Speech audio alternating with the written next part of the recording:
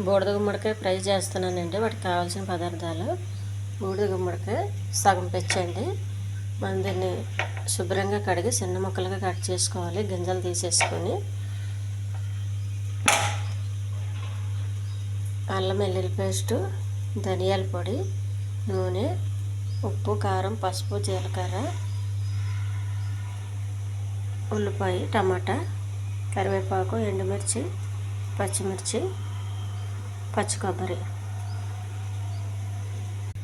చిన్న ముక్కలు కట్ చేసుకోవాలండి. ఒక వలస గిన్నె తీసుకోవాలి. వలస గిన్నెలో వేసుకోవాలి.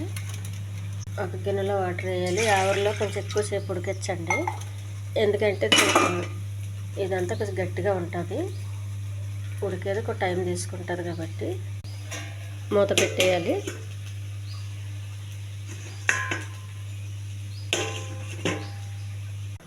స్టవ్ వెలిగించి పెనం పెట్టుకోవాలండి. గుమ్మడికాయలు ఆవిరిలో ఉడికినాయి. కొద్దిగా జీలకర్ర, కొన్ని ఆవాలు, టమాటా పేస్ట్ చేసుకోవాలి.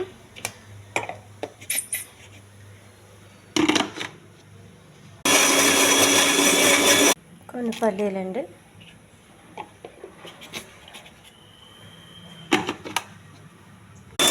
పెనం వేడైందండి. కొద్దిగా నూనె,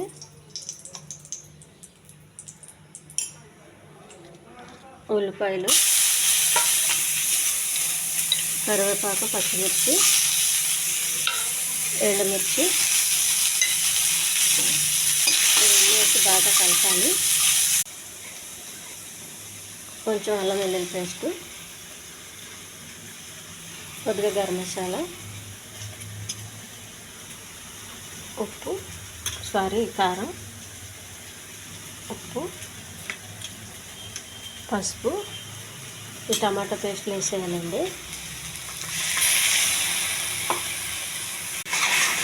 ఈ పేస్ట్ అంతా బాగా దగ్గరికి రావాలండి. ఆవిరిలో ఉడికించిన వాటర్ అండి, పడేయొద్దు. ఈ గ్రేవీ చాలా దగ్గరికి రావాలి. ఈ ఆవిరిలో ఉడికించిన గుమ్మడికాయ వేసేయాలండి. పచ్చి కొబ్బరి ఇది కూడా వేయాలి.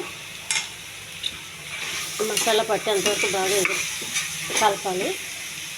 పుదీనా అండి దించే ముందు. టేస్టీ బూడిద గుమ్మడికాయ కూర రెడీ అయిపోయింది. ఫ్రై ఇది అన్నంలోకి చల్లుకు తినడానికి చాలా బాగుంటుందండి. చపాతీకి కూడా బాగుంటుంది. ఈ ఛానల్ నచ్చితే సబ్స్క్రైబ్ చేయండి, షేర్ చేయండి, లైక్ చేయండి, కామెంట్ చేయండి.